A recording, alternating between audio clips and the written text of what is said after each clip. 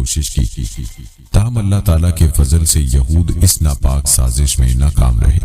ان کی ہمیشہ یہ کوشش رہتی ہے کہ حرم شریف کو نیست و نابود کر کے دیوار گریا اور ہیکل سلیمانی کا احیاء کیا جائے۔ پھر دوستو، فیصلہ کن جنگ کی تیاریوں کی غرض سے یہ منصوبہ اپنایا جا رہا ہے کہ مسلمانوں کے قبلہ اول کو نشانہ بنا کر سارے عالم اسلام کو برباد کر دیا جائے۔ اس کے لیے ساری دنیا کے ذہنوں سے مسجد اقصی کے خاکے کو مٹایا جا رہا ہے۔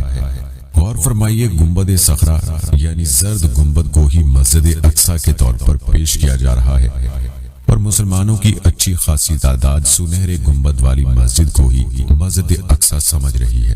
یہودی سازشوں کا پہلو یہ ہے کہ جب یہودی اصل مسجد اقصی کو شہید کر دیں گے تو عالم اسلام کا شدید رد عمل ناقابل برداشت رہے گا، اور تمام اختلافات ختم کر کے عالم اسلام ایک ہو جائے گا۔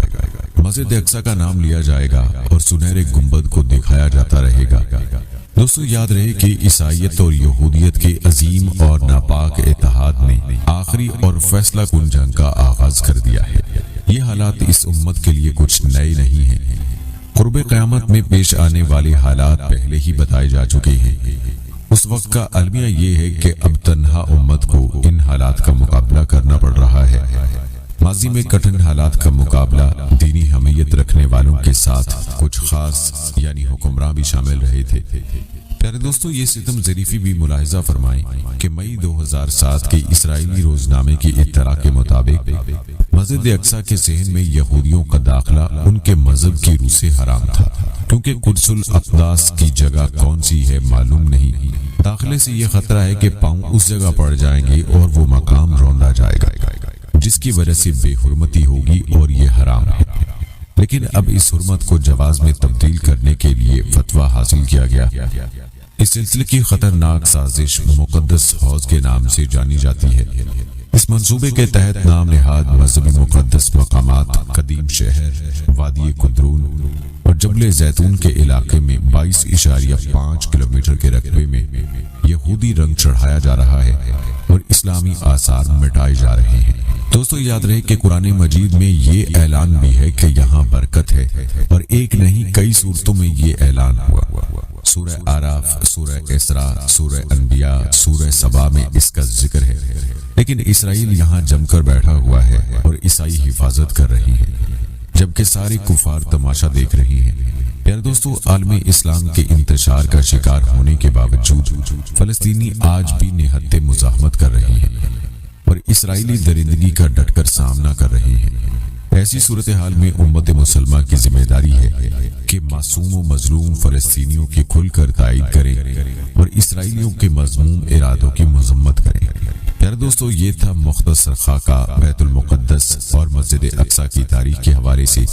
ہم آپ کو مسجد اقصی اور بیت المقدس کے بارے میں مزید تفصیل بھی بتائیں گے، لیکن پہلے بات کرتے ہیں فلسطین کے مسائل کی اور تذکرہ کرتے ہیں کہ اسرائیل اور فلسطین کا اصل تنازع کیا ہے۔ پیارے دوستو، موجودہ دنوں میں فلسطینیوں اور اسرائیل کے بیچ پرتشدد قسم کی لڑائی شروع ہے۔ یاد رہے کہ یہ لڑائی کوئی نئی نہیں ہے، بلکہ مشرق وسطیٰ کے اس طویل اور خونی تنازع کو دہائیاں گزر چکی ہیں، اور مستقبل قریب میں بھی اس کا کوئی مستقل حل ہوتا دکھائی نہیں دے رہا۔ اس تنازع کا تناظر سمجھنے کے لیے چند اہم سوالات اور ان کے جوابات کو سمجھنا ضروری ہے۔ سب سے پہلے تو یہ سمجھنے کی ضرورت ہے کہ یہ تنازع شروع کیسے ہوا۔ تو یاد رہے کہ یورپ میں یہودیوں کے ساتھ روا رکھے جانے والے سلوک کی وجہ سے صیونی تحریک زور پکڑنے لگی، جس کا مقصد یہودیوں کے لیے الگ ریاست کا قیام تھا۔ اس وقت فلسطین کا علاقہ سلطنت عثمانیہ کے کنٹرول میں تھا، تاہم پہلی جنگ عظیم کے بعد یہ خطہ برطانیہ کے زیر تسلط آیا، جہاں یہودی بڑی تعداد میں منتقل ہونے لگے، اور یوں مقامی عرب آبادی کے ساتھ تناؤ کا آغاز ہوا۔ برطانیہ اور فرانس نے مشرق وسطیٰ کو تقسیم کیا اور مختلف ریاستیں قیام میں آئیں، تاہم فلسطین برطانیہ کے زیر تسلط ہی رہا، جہاں عرب قوم پرستوں اور صیونی تنظیموں کے درمیان کشیدگی بڑھنے لگی۔ صیونی تنظیموں نے عسکری گروہ قائم کر لیے جنہوں نے دوسری جنگ عظیم کے بعد الگ ریاست کے لیے دباؤ بڑھانا شروع کر دیا۔